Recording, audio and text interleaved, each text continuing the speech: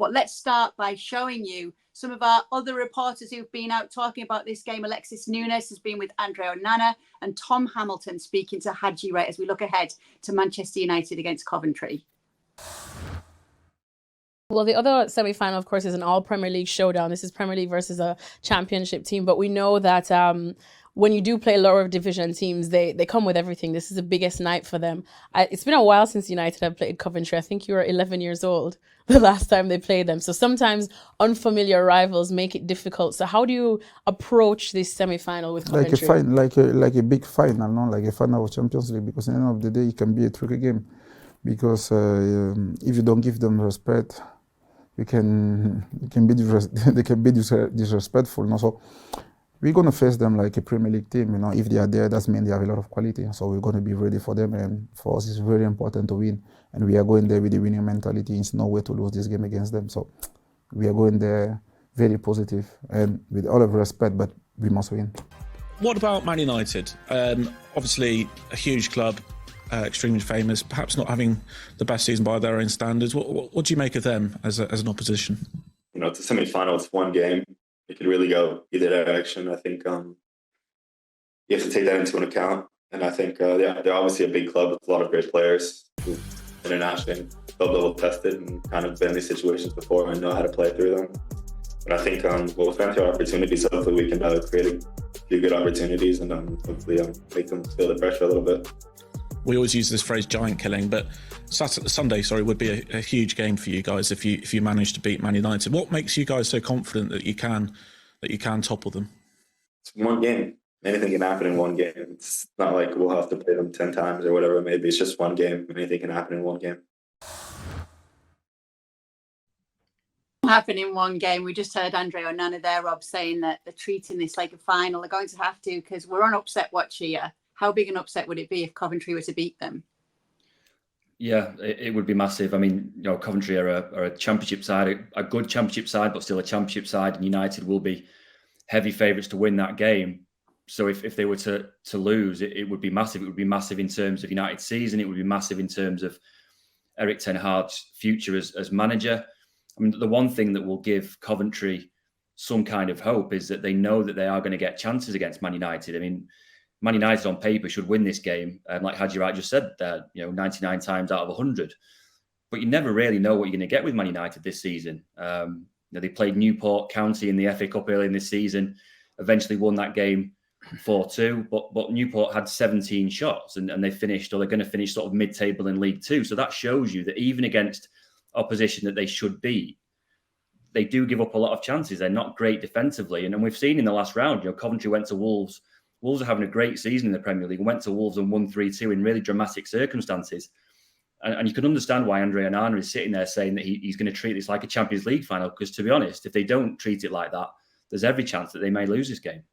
If they're not to advance, is that the end for Erik ten Hag, Rob? I mean, yeah, possibly. I mean, Ineos have been quite clear with Erik ten Hag in that they don't want to judge him on one game. The season as a whole hasn't been great. You don't want to get in a position where you're judging him on one game against Coventry when anything could happen. You could have a man sent off in the first 2 minutes. You could get Coventry could get a dodgy penalty. So Ineos have been careful to say that Erik ten Hag will be judged on a wider sample size, but it certainly wouldn't look good. Wow. If Man United won the FA Cup, Erik ten Hag could stand in front of us and say, well, in a way this season has been a success because I finished it with a trophy. So if they weren't to win the FA Cup, they were to go out to Coventry in that way at Wembley on Sunday, coupled with everything that's happened in the Premier League, he would be on very, very thin ice. Janusz? Sure. I mean, I hear what you're saying. They don't want to judge him on one game. I mean, this has been an unbelievably terrible season. I mean, this is the worst season that I can remember. I mean, we'll get to Coventry because they're not in great form, but I mean, last 4 games, I mean, they haven't won in 4 games, and you can make a case they could have or should have lost all of those games, right? If you look at Bournemouth, if you look at Liverpool, if the one that they lost against Chelsea, right, in one game. I mean, Brentford, I sort of can't remember actually now, but they probably weren't all that good anyway. So this is, I mean, I would, if I were in charge, I'd definitely say, look, I mean, if he loses to that, how can you possibly keep him? And even if he gets to the final and say loses to Chelsea, who are very much like them in a way, right? So it's not the great Chelsea team, or to the big rivals, Manchester City. I mean, it doesn't make any difference. I think short of winning this competition, I don't see how he keeps his job. And even then, I think you should sit down, if you're the brain trust of the entire operation, and say, really, I mean, is he going to be able to bounce from that? Is he going to be able to continue and develop players and get us higher in the table, at least in the Premier League next season? I mean, they're not making the Champions League. They're 13 points away from the fourth spot. I mean, 13 points. So I don't know. I think this for Ten Hag is for these players, by the way, as well, because I mean, they're part of the failure that has been Manchester United this season, in my opinion. So look, I mean, if you Coventry City, you honestly, seeing Manchester United, you give them the respect because you always do. It's still a massive club. It's at Wembley, and all of that. But I think if I was in that dressing room, having Haji Wright, 15 goals and 5 assists, having Ellis Sims with 13 goals. And that's what matters. I like goal scorers. If you're going to have a chance as a championship side, you better have at least one player that can score. They have 2 players that, as you said, Rob, can hurt them as well. So, look, Coventry's lost, 3 out of 5 since they've beaten Wolves in that great game. So they're not in great form, and they probably won't make the playoffs in the championship. But man, I'd be sitting there for Coventry City and saying to myself, if there's ever a time to get back to Wembley, this is it. Don't be afraid. Don't be afraid. No. Meanwhile, the other semi-final is Manchester United against Chelsea, an all Premier League affair. Ahead of it, Rob did catch up with Oscar Bob. It's obviously a little bit of a disappointment last night. You've been around the players this morning. What's the mood like in the camp ahead of the Chelsea game on Saturday? Obviously, everyone's very disappointed, especially in a game where we feel like we had the chances, we created the chances, and were the better team, but unfortunately it didn't go our way. But I think it gives us a lot of motivation to bounce back on Saturday and get into a final. I was about to say, it's a group that haven't really experienced with losing. Is it a group that finds it quite easy to put disappointments behind them and bounce back when you've got such a big game so quickly afterwards?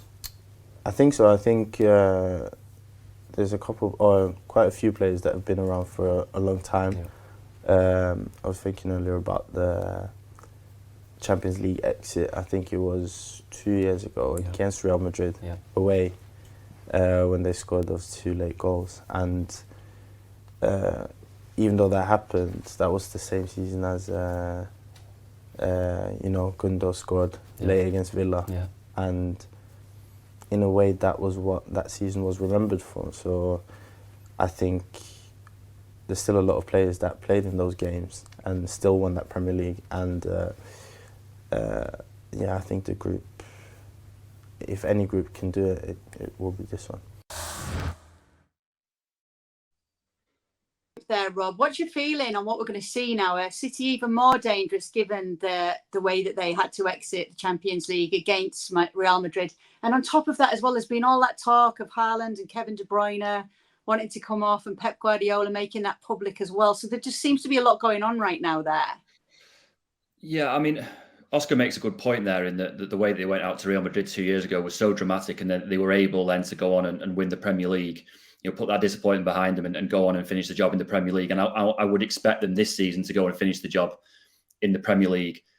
That said, I would be worried for them against Chelsea on Saturday. They've played 120 minutes against Real Madrid. In extra time, they looked absolutely out on their feet. Guardiola regularly calls this week the worst week of the season because it's always the second leg of the Champions League quarter-final, followed by the FA Cup semi-final at Wembley. City aren't happy at all that they were asked to play on Wednesday against Real Madrid and then have been given the Saturday semi-final. They think that they should have been given the Sunday semi-final and had a day's extra rest. You mentioned there about the players who came off against Real Madrid. De Bruyne had to come off, Haaland had to come off, Akanji had to come off. It means probably that Pep Guardiola is going to have to rotate his squad a little bit. Chelsea, meanwhile, have played on Monday, beaten Everton 6-0. Cole Palmer scored a hat-trick. They've had a whole week to prepare for this. I would really worry for City, even though on paper again, City should win this game because of their form in the Premier League. Chelsea haven't been great this season. But there's a lot of people at City, players included, who are looking at this game and thinking, we could really go out here.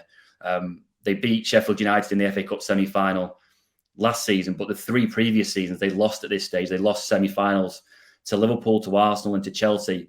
And Guardiola puts all that down to fatigue. He said that in all those games he had to rotate players. The other team were able to put a full-strength team out, and on the day they just didn't have enough. And Chelsea, again, just like Coventry in the other game, Coventry are looking at the Man United game thinking we've got a great chance here.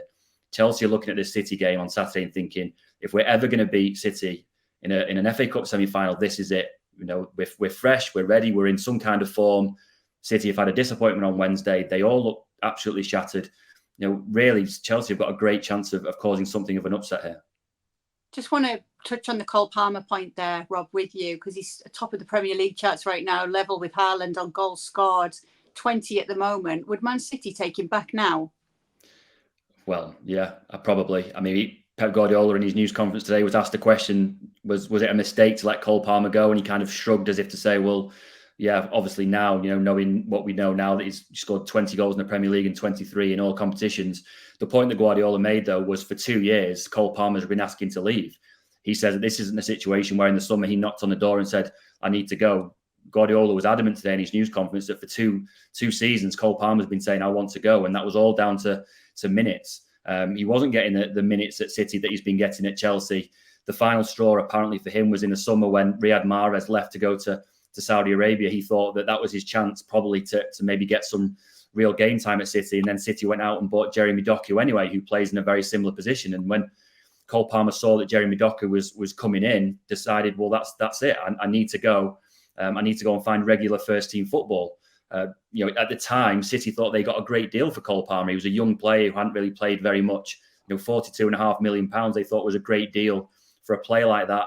And even though he was very, very highly rated, I'm not sure that anyone really saw Cole Palmer producing the type of form that he has done this season. Everyone knew at City that he was a good player. Did people think that he was a 20-goal Premier League forward at 21 years old? Probably not. In hindsight now, it does look a little bit of a mistake for City.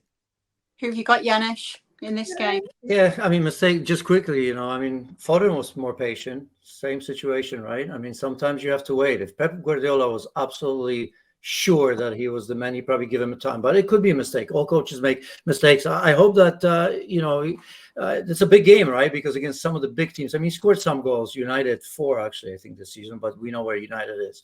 So this is the sort of game that I think if Chelsea are going to have a chance, by the way, then Cole Palmer is going to have to be at their best, because although I hear you, this is the probably best time for Chelsea to do it. They have zero excuse not to do it. I still think that even with the fact that Kevin De Bruyne and Haaland and Manuel Kanji asked all out, it looks a bigger issue with Haaland, who, by the way, was non-existent in both legs. And I think they can deal without him. They have done it in the past. They'll do it again. John Stones will come in. And I still think that Manchester City will find a way to win a trophy and beat Chelsea here.